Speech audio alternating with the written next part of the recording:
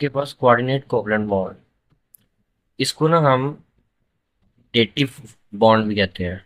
Dative bond के नाम से भी इसको ना हम देखते हैं।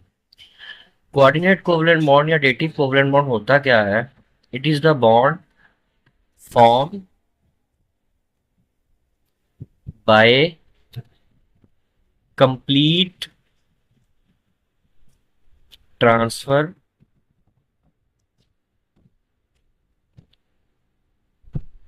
Of electron pair by one atom only.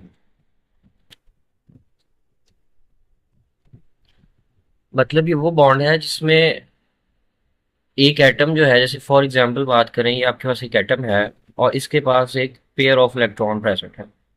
तो ये क्या करेगा कि ये पूरे के पूरे पेयर ऑफ इलेक्ट्रॉन को दूसरे को डोनेट कर देगा, ट्रांसफर कर देगा। इसमें ट्रांसफर की जगह जो बेस्ट वर्ड है वो है डोनेट। तो जो डोनेट करेगा उसको डोनर कहेंगे और जो एक्सेप्ट कर लेगा इसको एक्सेप्ट कर देंगे। अब इसमें एग्जांपल्स की अगर हम बात करें तो फर्स्ट एग्जांपल आपके पास आती है हाइड्रोनियम आयन, यानी H3O पॉजिटिव, इसको हम कहते हैं हाइड्रोनियम आयन। आपको पता है कि जो वाटर है उसका स्ट्रक्चर इस तरह का होता है, ठीक है। और ऑक्सीजन के ऊपर जो है वो दो लोन पेयर होते हैं। तो अगर आपके पास कोई प्रोटॉन प्रेजेंट हो, यानी H+, इसको हम प्रोटॉन भी कहते हैं, अगर प्रोटॉन प्रेजेंट हो तो होगा क्या कि ये जो पूरा का पूरा लॉन पेयर है वाटर, ये इसको डोनेट कर दे।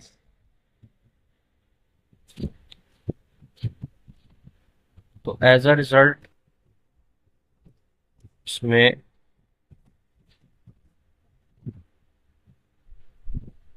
हाइड्रोनियम आयन जो है वो आपके पास बनेगा। इसको हम रिप्रेजेंट करते हैं एरो से। एरो का हेड उस तरफ होगा जिसकी तरफ जो है वो इलेक्ट्रॉन पेयर डोनेट हो रहा है। नेक्स्ट आपके पास एग्जांपल आ जाती है, एग्जांपल नंबर 2, कार्बन मोनोऑक्साइड। ठीक है, आपको पता है कि जो कार्बन मोनोऑक्साइड है इसमें ट्रिपल बॉन्ड होता है। इसका सीन यूं है कि कार्बन की जो इलेक्ट्रॉनिक कन्फिग्रेशन है वो होती है 1s2, 2s2, 2px1 and 2py1। तो अब होगा क्या कि जो कार्बन है ये एक बॉन्ड इधर से हुआ, एक ऑक्सीजन ने शेयर किया, एक बॉन्ड इस पे में बन गया। एक दोबारा ये वाला इलेक्ट्रॉन ये शेयर हुआ, उनके दरमियान डबल कोवलेंट बॉन्ड बन गया। और कार्बन के पास एक लॉन पेयर ऐसे प्रेजेंट है, ये वाला एक्ट करेगा एज अ लॉन पेयर। और ये दोनों आपके पास क्या है? Bond, bonding electrons. ठीक है, अब आपको पता है कि ऑक्सीजन के पास एक और लॉन पेयर प्रेजेंट होता है। तो ये क्या करेगा, क्योंकि हमारे पास ये जो 2pz वाला ऑर्बिटल है ये एम्प्टी है, तो इसका मतलब कार्बन को अपना ऑक्टेट पूरा करने के लिए मजीद दो इलेक्ट्रॉन्स चाहिए।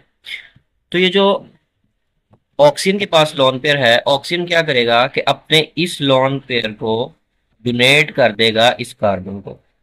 तो नेक्स्ट बॉन्ड कैसे बनेगा?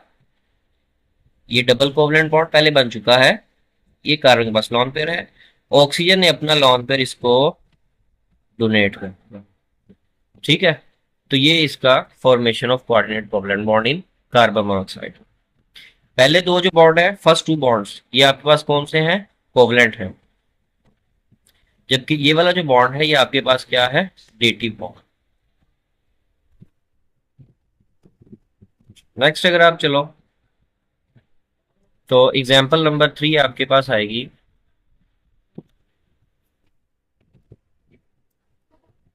वो है ओजोन। ठीक है, O3। अब इसमें क्या है कि ओजोन के सीन में ऑक्सीजन, इसमें कितने इलेक्ट्रॉन्स होते हैं? 8। 1s2, 2s2, 2px, 2py, 2pz। इसमें सिंगल सिंगल फर्स्ट फिल करेंगे, उसके बाद ये एक रह गया, तो ये हमारे 8 हो गए। अब इसमें ये जो दो है, ये दो, ये एक्ट करेंगे एज अ लॉन पेयर। और ये वाले जो दो हैं ये क्या है आपके पास? Bonding electrons. तो ऑक्सीजन ने क्या किया, अपना एक इलेक्ट्रॉन शेयर किया दूसरे ऑक्सीजन के साथ, कोवलेंट बॉन्ड बन गया। एक और शेयर हुआ दूसरे ऑक्सीजन, कोवलेंट बॉन्ड बन गया। ऑक्सीजन पे आगे दो लॉन पेयर, इसी तरह दूसरे वाले पे भी आगे दो लॉन पेयर। अब एक और तीसरा ऑक्सीजन है, इसके ऊपर इस तरह लॉन पेयर प्रेस। अब इसको दो इलेक्ट्रॉन्स चाहिए अपना बॉन्ड बनाने के लिए। तो होगा क्या, इसमें से एक ऑक्सीजन जो है ये अपना लॉन पेयर इसको डोनेट कर देगा। तो इस केस में ये जो ऑक्सीजन है, ये पहले जो दो बॉन्ड हैं ये कोवलेंट बॉन्ड्स हैं। ठीक है, इस पे एक लॉन पेयर और एक लॉन पेयर इसने डोनेट कर दिया था इसको, एक ये है। इस पे आ गया चार्ज नेगेटिव और इस पे आ गया चार्ज पॉजिटिव। नेगेटिव इसलिए आया क्योंकि इसने लॉन पेयर इसको एक्सेप्ट किया है और इसने अपने लॉन पेयर डोनेट किया। तो ये था कोऑर्डिनेट कोवलेंट बॉन्ड। इस ऑक्सीजन को हम कहते हैं सेंट्रल ऑक्सीजन एटम। तो यहाँ तक हमारा कोऑर्डिनेट कोवलेंट बॉन्ड से रिलेटेड था।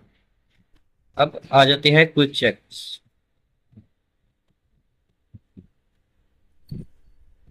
ठीक है, तो क्विक चेक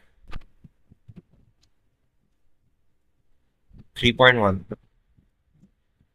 इसका जो फर्स्ट क्वेश्चन है ए पार्ट, उसमें है कि आपने लिवी स्ट्रक्चर ड्रॉ करने हैं। Draw Lewis structures of N2 and CS2।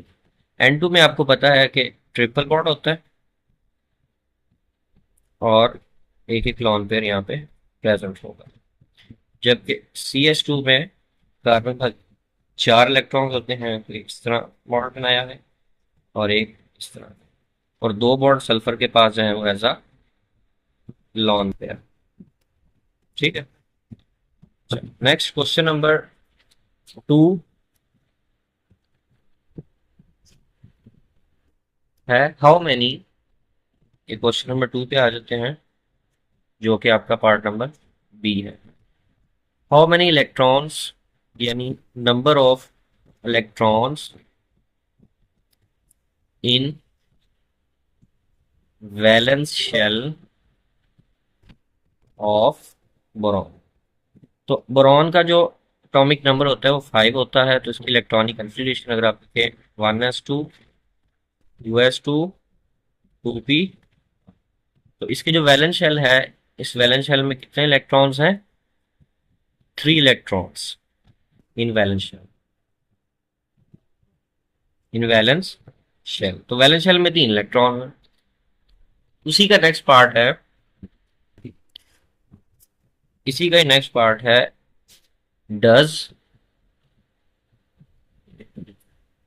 के बोरॉन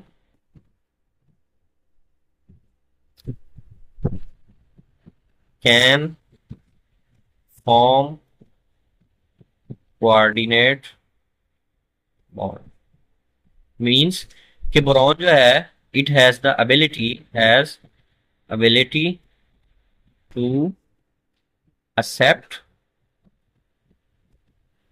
a lone pair। मतलब वो कैसे कि अगर आपने रिएक्शन पढ़ा होगा अमोनिया में NH3 की अगर हम बात करें और BF3 की बात करें,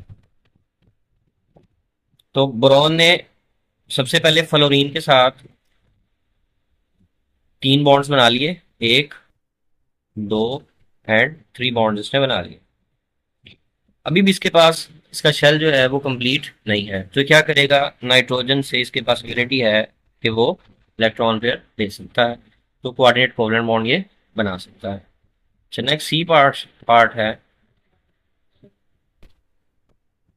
कि आपने डेटिव कोवलेंट बॉन्डिंग बतानी है बिटवीन NH3 एंड BF3। आपको मैंने अभी ऊपर करके दिखा दी है।